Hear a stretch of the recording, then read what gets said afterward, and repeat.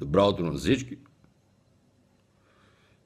Да ви поздравя с новия съботен ден, в който някои се излежават до 11:30, други са станали към 7:30, пили за кафе, закусили се и отиват да поиграят малко тенис.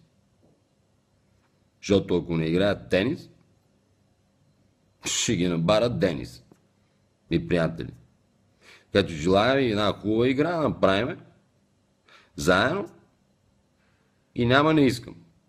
И нека го уточниме това, да мога да се знае хубаво, че няма не искам в този спорт. И въобще в живота, и в банкия на корта, просто дойдеш ли, играеш до откат. Значи до припадък, ако трябва, ще играеш до припадък, ще дойдат линейка, ще вземе, имам си хора, които се погрижат за това.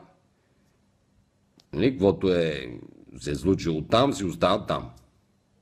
А който не иска, има на Витоша горе едно местенце, което съвсем спокойно мога да го закараме, там да си го завържим и да му покажем как стават нещата. Така че